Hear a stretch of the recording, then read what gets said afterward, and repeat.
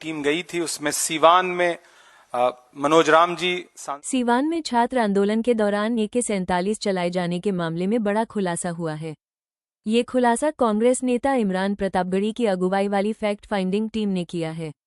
आइए सुन लेते हैं इमरान प्रतापगढ़ी के दावे। टीम गई थी, उसमें सीवान में मनोज राम जी सांसद लोकसभा, विनोद जाखड़ जी NSUI के राष्ट्रीय अध्यक्ष, विक्रांत भूरिया जी आदिवासी कांग्रेस के राष्ट्रीय अध्यक्ष और मैं स्वयं इमरान प्रतापगढ़ी, हम चारों लोग फैक्ट फाइंडिंग टीम लेकर के वहां गए थे। और चूंकि सीवान का जिक्र पूरे देश में इसलिए भी बहुत जोर शोर से रहा क्योंकि सीवान ही वो जगह है जहां पर AK-47 चली थी। सवाल ये नहीं शीशा बचा के टूट गया, सवाल यह है कि पत्थर किधर से आया था। AK-47 चली, AK-47 चलाने वाले जो पुलिसकर्मी था उसको सस्पेंड किया लोकल प्रशासन ने। पहले वो मुकरते रहे लेकिन बाद में उन्होंने स्वीकार किया जब वीडियो फुटेज देश के सामने आया। लेकिन एक चीज है जिसका खुलासा हम करना चाहते हैं, हमारी पूरी टीम उन तीनों घायलों के पास पहुंची जो पुलिस की गोली से घायल हैं। एक बच्चा जिसका नाम आकाश है, उसको शोल्डर पे गोली लगी है, जिसकी उम्र 20-21 साल है। एक बच्चा जिसका नाम आरिफ है, उसको यहां गर्दन पे गोली लगी है और यहां से लग करके पीछे पार हो गई है, उसकी उम्र 16-17 साल है। और एक लड़का जिसका नाम बुलेट कुमार गौड़ है, जो अग्निवीर परीक्षा की तैयारी कर रहा था। इससे पहले वो कई जो हमारे भर्ती बल की परीक्षाएं होती हैं उनका मेडिकल भी, उनका फिजिकल भी निकाल चुका था। उसके पैर में गोली लगी है और घुटने का बुरी तरह से ऑपरेशन हुआ है, सर्जरी हुई है। और जो सबसे दर्दनाक बात है वो ये है, बुलेट कुमार गौड़ ने हम चारों साथियों को ये बताया कि जब उसके पैर में, घुटने में गोली लगी और वो चिल्ला चिल्ला के ये कहता रहा कि हमारे पैर में गोली लगी है, तो उसी पैर पर गोली लगने के बाद भी पुलिस वालों ने कम से कम 40 मिनट उसको लाठियों से मारा। जिस पे गोली लगी थी, ब्लड बह रहा था, उसके बावजूद उसको मारा। बाद में सब लोग इकट्ठा हुए तो पुलिस ने किसी तरह से उसको हॉस्पिटल तक पहुंचाया, फिर बड़े दबाव के बाद उसका इलाज कराया। और जब हमारे नेतागढ़ पप्पू यादव जी वहां पहुंचे और हमारे नेतागढ़ पहुंचने लगे तो जल्दी जल्दी आनन फानन में हॉस्पिटल से तीनों को डिस्चार्ज करके भेज दिया गया। तो जो बर्बरता वहां पर हुई है वो बहुत ही शर्मनाक है और पूरे सिवान में नहीं बल्कि पूरे बिहार में उसको लेकर के बहुत रोष है।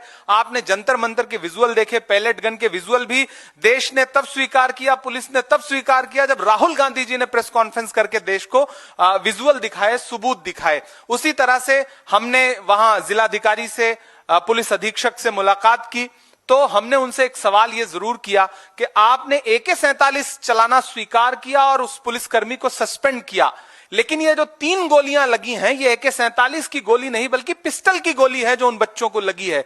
तो किसने मारी, किस पुलिसकर्मी ने मारी, क्या अब तक उसकी जवाबदेही आपने तय किया, क्या अब तक आपने उसको सस्पेंड किया? तो वो टालमटोल करते रहे और उस टालमटोल में उन्होंने स्वीकार किया कि हम विभागीय जांच कर रहे हैं और विभागीय जांच के बाद हम कार्रवाई करेंगे। कुल मिलाकर के लीपापोती की कोशिश की जा रही है, बचाने की कोशिश की जा रही है। वो तीनों बच्चे बहुत गरीब परिवार से, एक आदिवासी समाज से, एक पिछड़े समाज से है, एक मुस्लिम समाज से है। ये सब वो बच्चे हैं जो देश का भविष्य हैं। ये वो बच्चे हैं जो अपनी ऊर्जा से देश को आगे ले जाना चाहते हैं, लेकिन उन्होंने अपना अधिकार मांगने के लिए एक छोटा सा प्रोटेस्ट क्या किया, उन पे सीधे गोली चलाई गई। तो सीवान की बर्बरता बहुत अलग लेवल की है और मुझे लगता है देश की मुख्य धारा की मीडिया से सीवान की बर्बरता छूटी हुई है। जरूर उस पर फोकस करिए, उन बच्चों तक पहुंचिए। कांग्रेस पार्टी लगातार उन बच्चों की मदद कर रही है। हमारी फैक्ट फाइंडिंग टीम ने पार्टी को रिपोर्ट सौंपी है, नेता प्रतिपक्ष को रिपोर्ट सौंपी है। राहुल जी लगातार देश की संसद में सवाल उठा रहे हैं कि हमारी सरकार अगर बच्चों पर गोली चलाने के लिए आमादा है तो फिर ऐसी सरकार के गृह मंत्री को या तो इस्तीफा देना चाहिए या प्रधानमंत्री को जवाबदेही लेते हुए राज्य के मुख्यमंत्री को और गृह मंत्री से इस्तीफा लेना चाहिए। सीवान कराह रहा है, वहां के बच्चे कराह रहे हैं।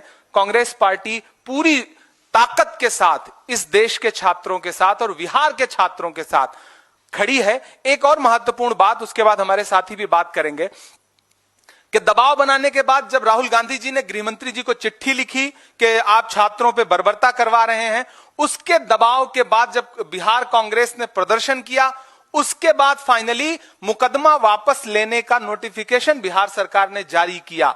लेकिन उसमें भी ये शर्त जो रखी गई कि जिन छात्रों पे पहले से कोई मुकदमा दर्ज होगा, ऐसे तमाम छात्र नेता हैं विश्वविद्यालयों में, महाविद्यालयों में राजनीति करने वाले, जिन पे राजनीतिक मुकदमे हर प्रदर्शन के बाद कायम कर ही दिए जाते हैं। तो ऐसे छात्रों को विशेष रूप से टारगेट करके, चाहे पूर्णिया हो, चाहे जहानाबाद हो, चाहे भागलपुर हो, चाहे पटना हो, चाहे सीवान हो, इन तमाम जनपदों में जहां भी प्रोटेस्ट हुए थे, उन छात्र नेताओं को विशेष रूप से टारगेट किया जा रहा है, जिन पे नोटिफिकेशन के बाद मुकदमे वापस हो जाने चाहिए थे। मुकदमे वापस हो गए, लेकिन उसके बावजूद उनके 5 साल पुराने, 10 साल पुराने छोटे छोटे मुकदमे खोद करके उनको जबरन घर से उठाने की धमकी, उनको परेशान करने की, प्रताड़ित करने की धमकी। तो जिन छात्र नेताओं को, जिन आंदोलनकारी, जिन प्रदर्शनकारी छात्रों को लगातार बिहार पुलिस परेशान कर रही है, कांग्रेस पार्टी उनके भी साथ बहुत मजबूती के साथ खड़ी है। और हम वहां के मुख्यमंत्री से भी अनुरोध करेंगे कि आप छात्रों को बहाने से प्रताड़ित करना बंद करिए। आपने जब एक बड़े पेज का विज्ञापन दिया था सारे प्रमुख अखबारों के फ्रंट पेज पर, तब आपने यह कहा था कि हम मुकदमे वापस ले रहे हैं, लेकिन आप यह बताइए कि यह कौन सा मुकदमा आपने वापस लिया है जहां आप लगातार छात्र नेताओं को अब भी प्रताड़ित कर रहे हैं। इसलिए सीवान के उन तीनों छात्रों की पीड़ा हमने आपके सामने रखी है, जिनके शोल्डर में, जिनके गले में, अगर जिस बच्चे को गले में गोली लगी है, आधा इंच गोली अगर बीच में लग जाती तो वो बच्चा ऑन द स्पॉट मर जाता। जिस बच्चे के पैर में गोली लगी है, बुलेट कुमार गौड़, अब वो शायद ही कभी नौकरी में जाने की ख्वाहिश रख पाए, क्योंकि उसका पैर, उसका घुटना बुरी तरह से खराब हो चुका है और इलाज भी सुचारू रूप से, संपूर्ण रूप से नहीं कराया गया है। तो सीवान की बर्बरता बहुत बड़ी है, बिहार की बर्बरता बहुत बड़ी है। जंतर मंतर के विजुअल पूरे देश ने देखे हैं, लेकिन बिहार के विजुअल जिस दिन पूरा देश देखेगा, उस दिन भाजपा की सरकारों पर यह देश और लानत भेजेगा। धन्यवाद।